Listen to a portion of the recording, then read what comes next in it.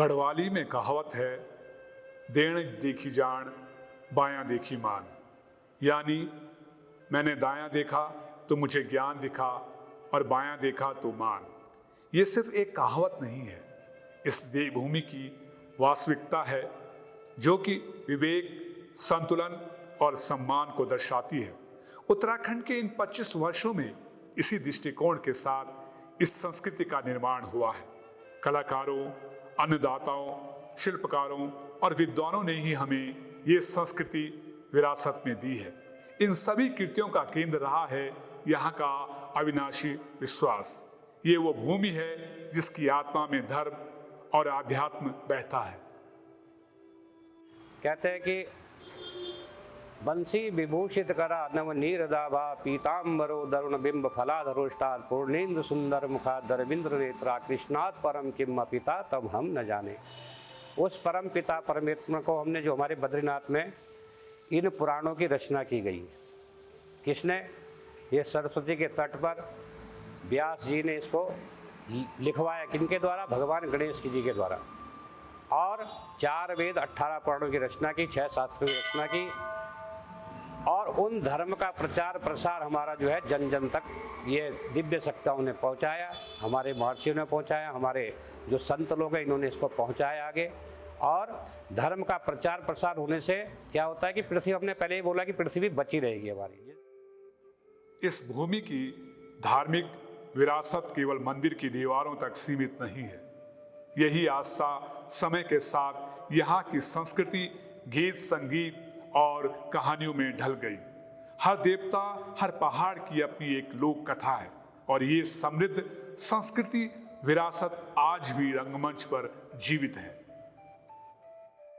तो हमारा जो उत्तराखंड का फोक नाटक, लोक नाटक है, वो लोक कहानियों से जुड़ा है। जैसे कुमाऊं की कहानी है, राजूला माला शाही, हमारे गढ़वाल की है रसिक रमोल।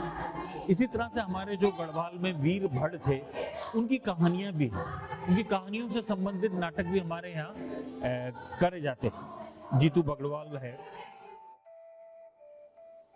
यहाँ के शिल्पकारों ने अपने धागों से लोगों को कुछ यूं जोड़ा कि लोग इनकी बनाई पोशाक पहनकर वही अपनापन महसूस करते हैं जो उन्होंने 25 साल पहले भी महसूस किया था। हमारी संस्कृति की सबसे बड़ी रचना वो पहाड़ी टोपी ही है जिससे बुनने वाले हाथ सदियों से शायद हमारे गौरव को हमारे सिर पर रखते आए हैं।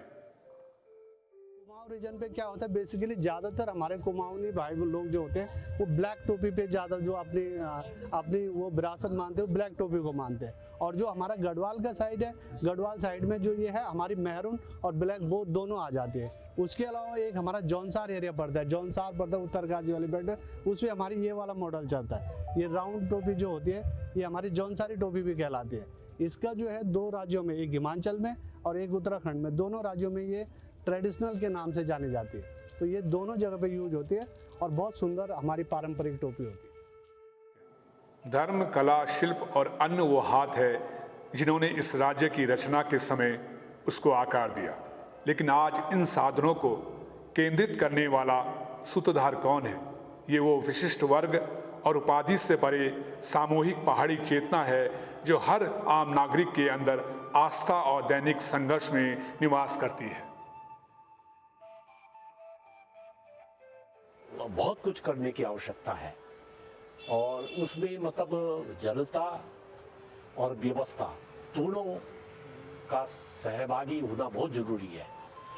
जनता, व्यवस्था जो है वो जनता के साथ बराबर संवाद बनाए रखे तो ये बहुत ज़्यादा इस राज्य के लिए बहुत अच्छा रहेगा और हम एक प्रगतिशील उत्तराखंड की ओर बढ़ेंगे, जिससे कि एक हमारी जो विरासत भी बची रहे, हमारी परंपराएं भी बची रहे, हमारी रीति रिवाज भी बचे रहे, हमारी लोक संस्कृति भी बची रहे, उसका क्षरण ना हो और हम